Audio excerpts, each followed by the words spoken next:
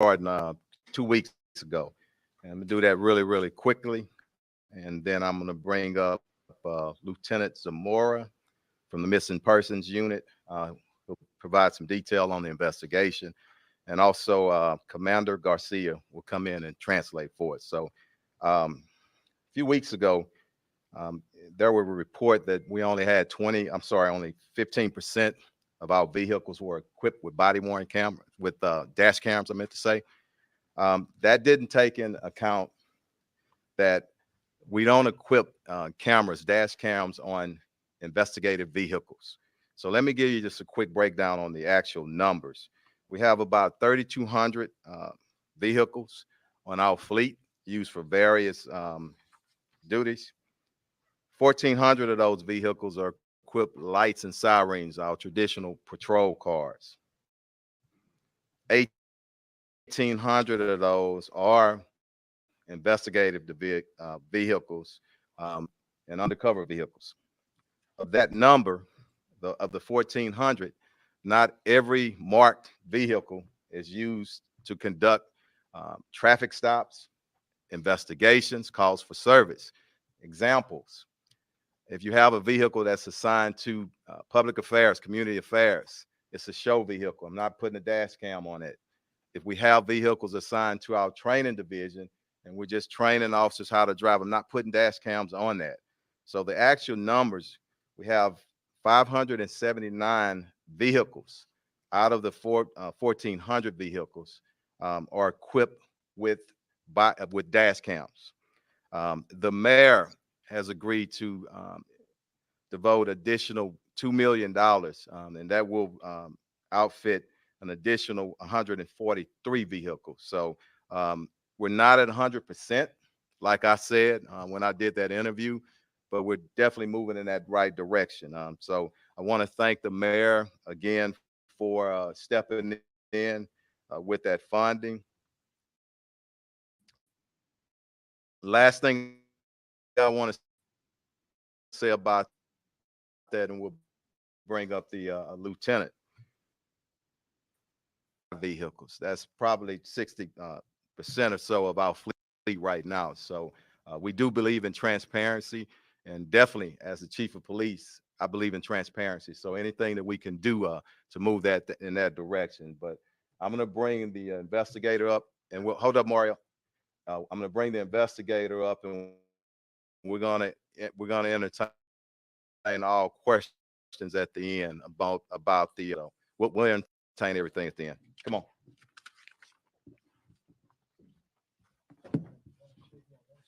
Thank you, Chief. Thank you. All right.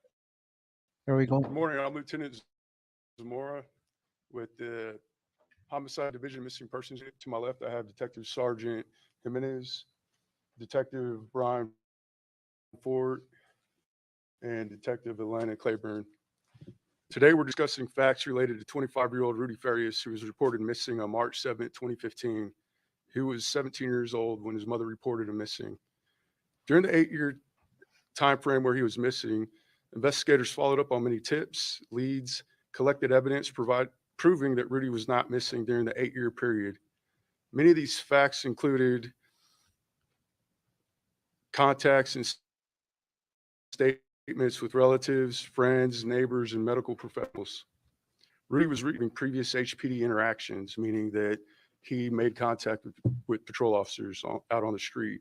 However, during these contacts, fictitious names and date of births were given, misleading the officers, and Rudy would remain missing. In fact, both Janie, Rudy's mother, and Rudy himself gave fictitious names while interacting with various patrol officers. After investigators talked with him yesterday, it was discovered that 2015. The mother, Janie, continued to deceive police by remaining adamant that Rudy was still missing. She alleged her nephew was a person friends and family were seen coming and going. However, we disputed that. Currently, the DA has declined any charges at this time for making fictitious reports and failure to ID. Investigators have reached out to Adult Protective Services. We've also connected Rudy with Victim Services to ensure that he has a method to recover. Now, based on Rudy's interview, there were no reports of sexual abuse reported. If there is a disclosure made, we will continue to investigate. Currently, the investigation is active and there are new leads coming in. We'll continue to follow those leads. We do take all allegations seriously, and any new information or facts that we receive will be investigated. Thank you, Lieutenant. One question at a time, please. Oh, Do no. not yell them out. I'm gonna let him translate, then we're gonna do it. Okay. Thank you. Go ahead. Yeah, Thank you, thanks. Thank you, Lieutenant. Yes, sir. Buenos días y gracias a todos por estar aquí. Antes de hablar sobre el caso involucrando a la persona desaparecida Rudy Farias, vamos a hablar un poquito sobre un asunto que ha aparecido en las noticias, que es referente a las cámaras montadas en el tablero de los vehículos policíacos. Queremos avisarles que de todos los vehículos que tenemos en nuestra flota, no todos necesitan una cámara montada. Muchos vehículos son usados en investigaciones, no hacen paros de detención de tráfico y esos no necesitan cámaras montadas. También si son vehículos que van a ir a asuntos comunitarios, esos vehículos no necesitan cámaras montadas.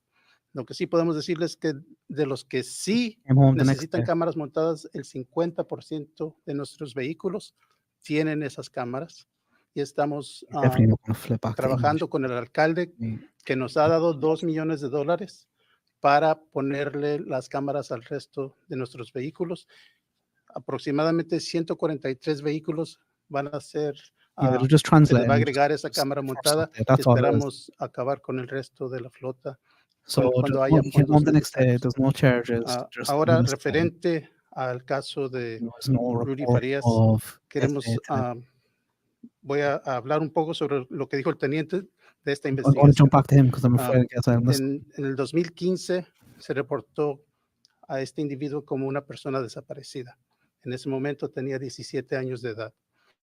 La investigación que han conducido los detectives nos indica de que esta persona en realidad no estaba desaparecida, que hubo contactos con la policía durante estos 8 años. Desafortunadamente, cuando hubo contacto con la policía, este individuo dio otro nombre, un nombre ficticio, y por eso nunca se pudo indicar en nuestros récords, en nuestros archivos, de que esta persona que había sido reportada desaparecida había tenido contacto con la policía. Entonces, van a contestar sus preguntas. En este momento nada más quiero decirles de que cualquier necesidad que tenga Rudy se le va a dar.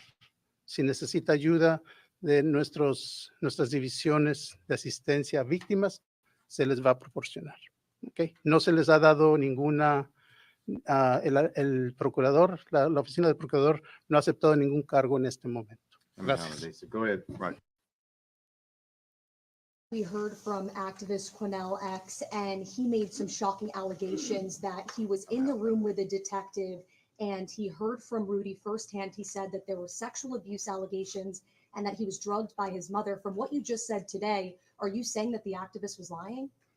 Basically, what we're saying is our investigation is our investigation, and we treat it the same. We're gonna, our investigators were in the room, and basically, you know, what they heard and what they interviewed, that's what we attest to in our offense reports and our investigations. And I'm not here, neither are they here to question anybody's integrity, but our integrity with the Houston Police Department stands, and we're gonna report and put in offense reports what a victim or potential victim tells us. Okay. But just to be clear, in that room, the detective did not hear anything about sexual abuse allegations. Can you just clear that up?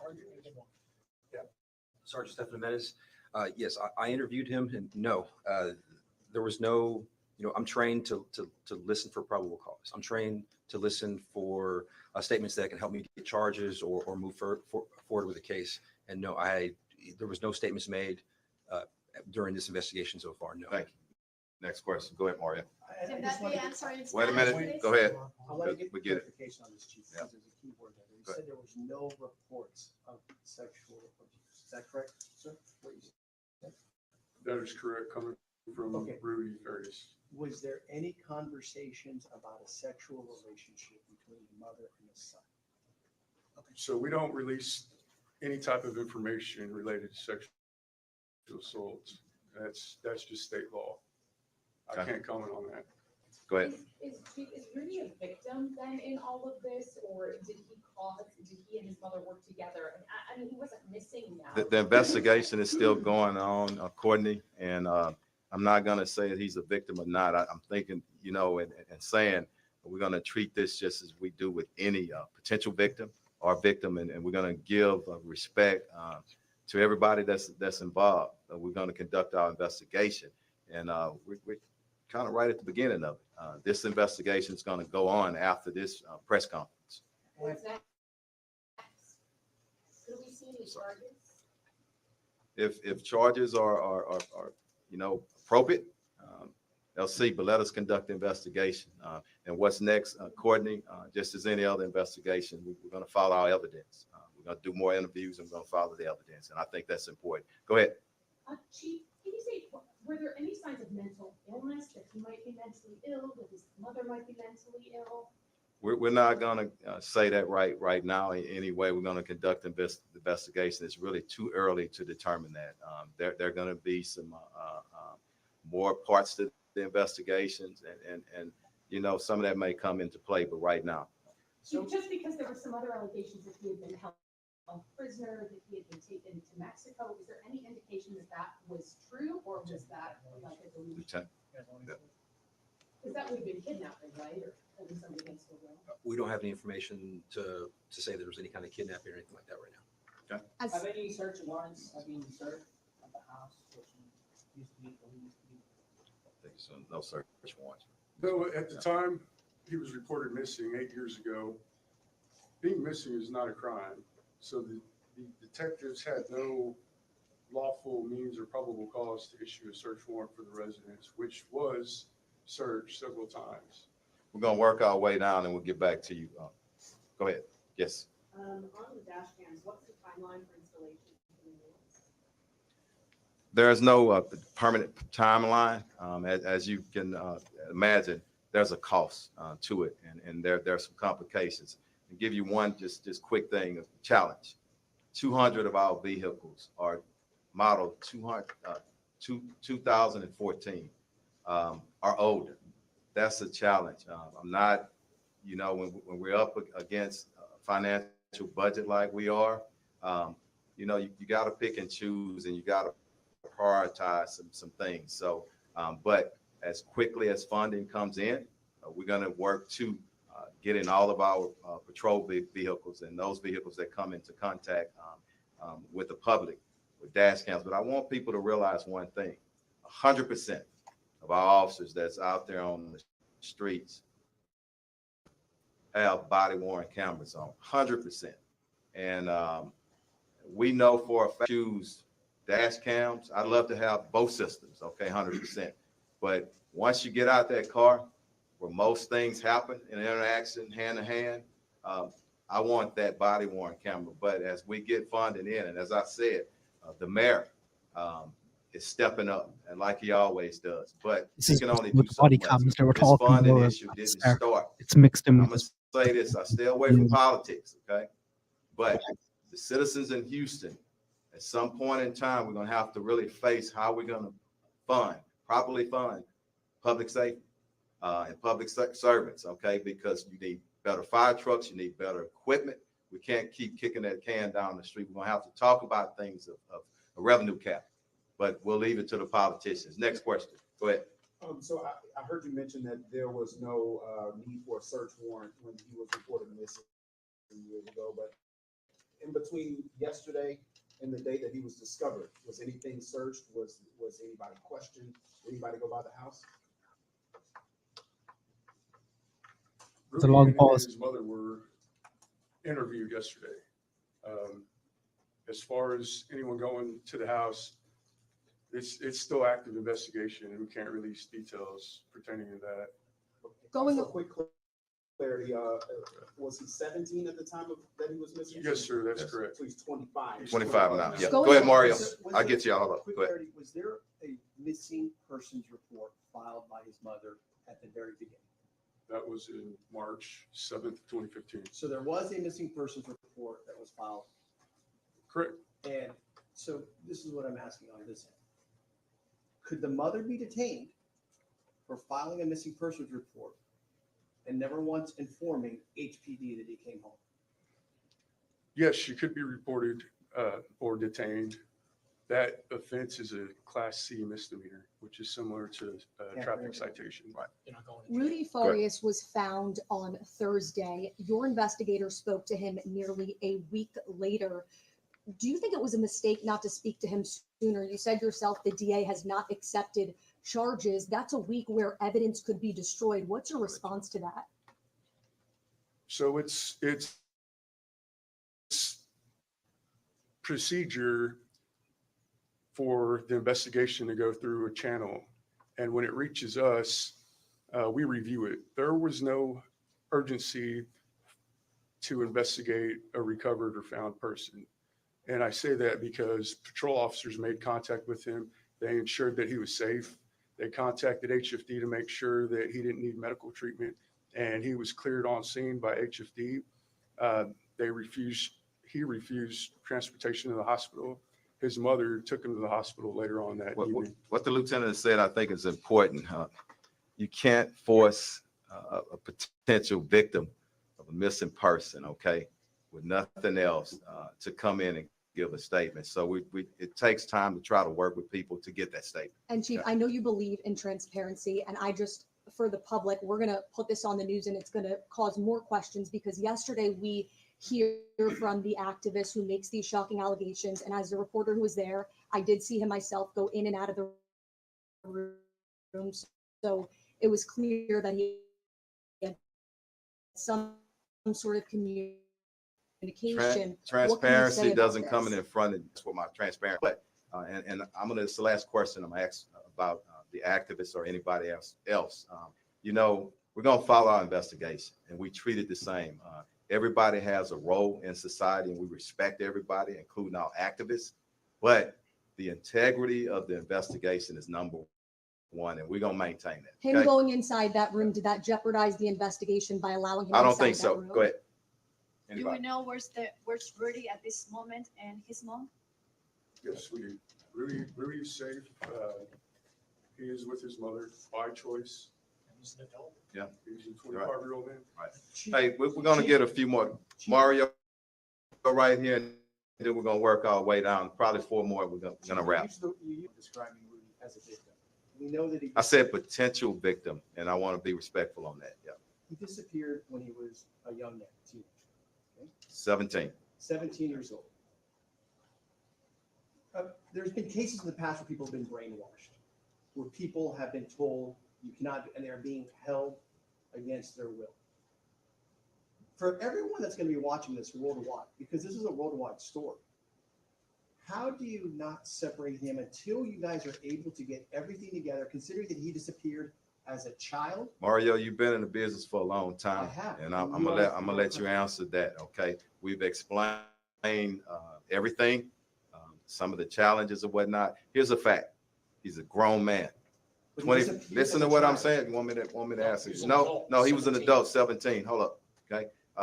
Not confrontational. I respect what everybody does. Okay, but 17 years old, that's an adult in the state of Texas. Okay, a lot of things that we shared up here.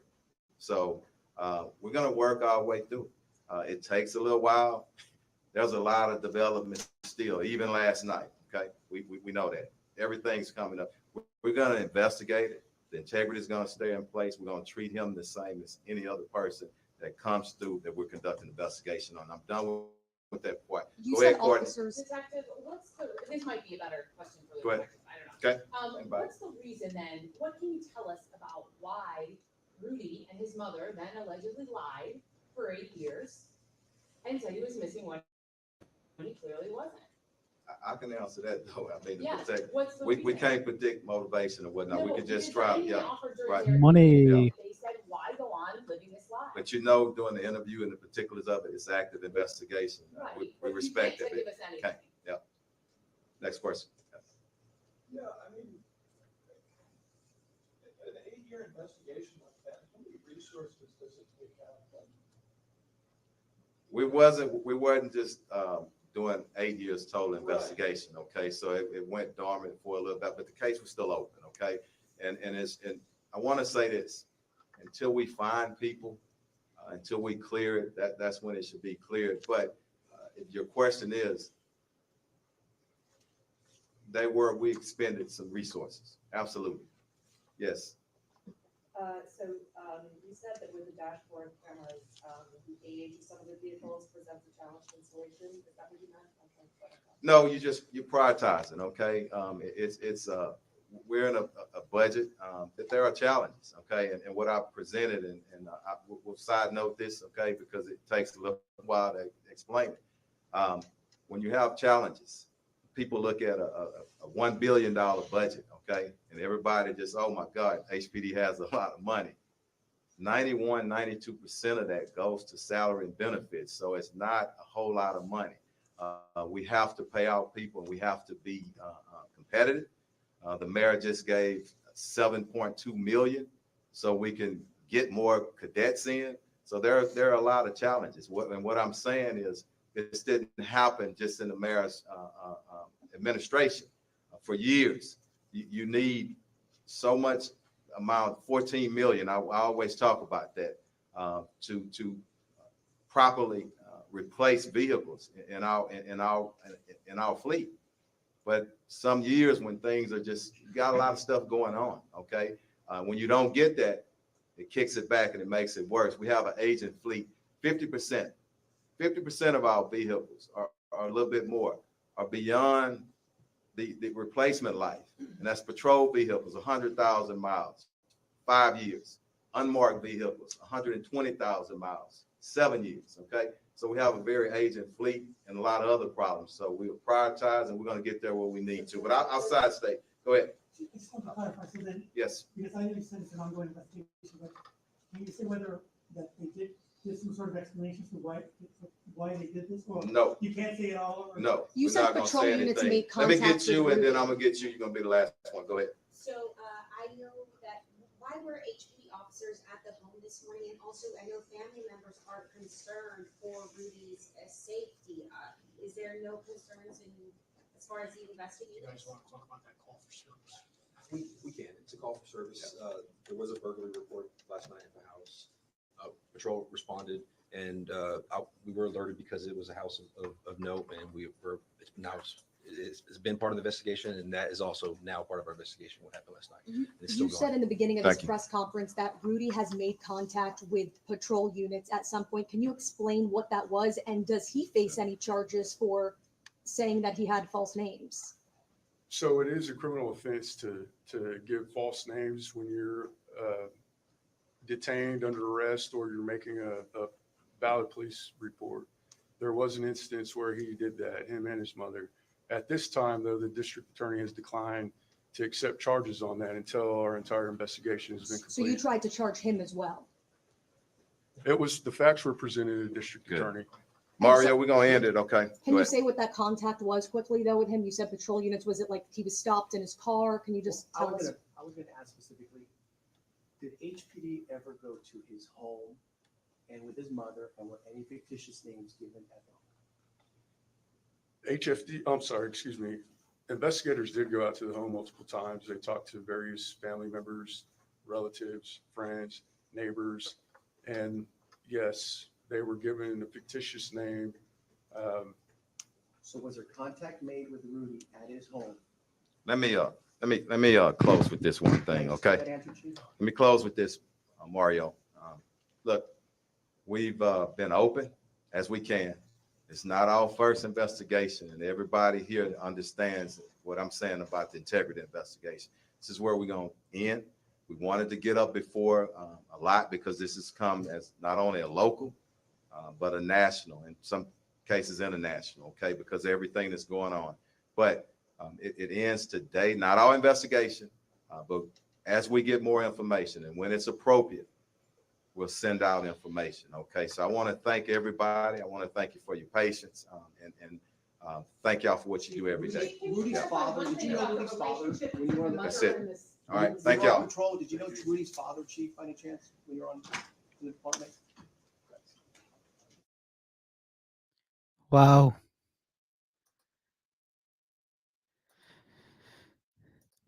He didn't say much. He's so defensive, isn't he? Is there someone coming through to you?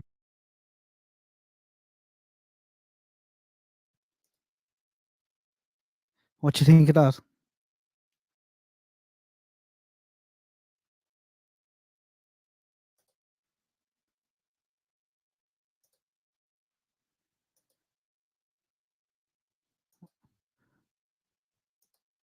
Right, my sound should be okay now.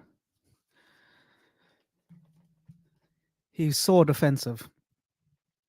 And like I was saying that in the video, that the press are there, no, they're going to come for them because of that. Like 8 years. I like Mario. He seems like he's a good crack. I can't even remember what video it was. No, maybe it was yesterday's. But I was listening to the Scamanda podcast. If anyone has listened to it, that's where amazing podcast. If you want a podcast to binge, go have a listen to that. But in that, there's a woman who's faking cancer. She has this big online blogs, and it's fantastic. But the only way they could get her was through fraud, because it was across different states and they had the credit cards. And like that 100% is in this case. We have Facebook posts of her putting up her bank account looking for donations. There's multiple GoFundMes. I reckon we don't even know the half of it or what's going on. But it's just crazy that they can't get any charge at all. And the offence for filing a false missing persons report, like that should be a couple of months. I think it's like 60 days and a little fine at a max. So they don't even prosecute people for it, which is a joke.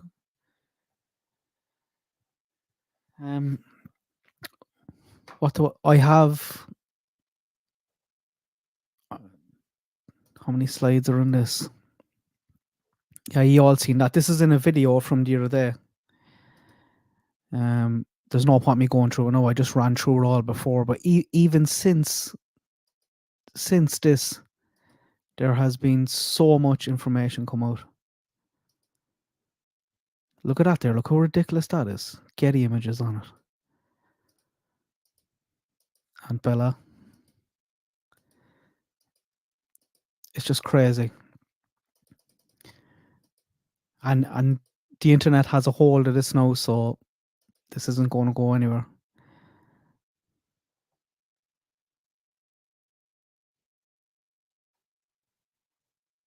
No reporter asked. No, I don't think so. But I think they were looking for the false missing persons report. Did you hear what she said on the news yesterday? Someone put a bag over his head, took him to Mexico, and he walked home by following the moon.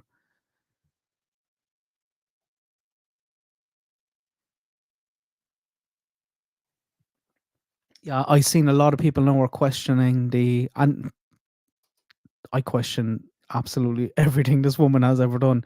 She's a complete psycho. We knew it early on, like. But there's just a lot of kind of deaths.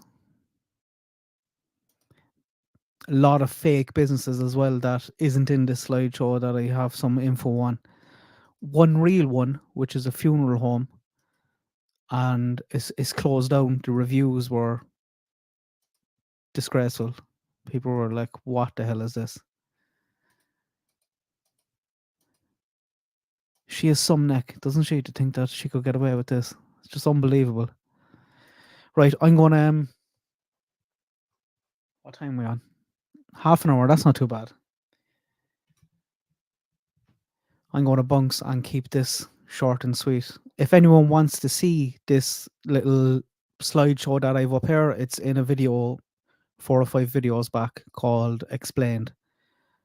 But I need to update it as well because there's just so much information.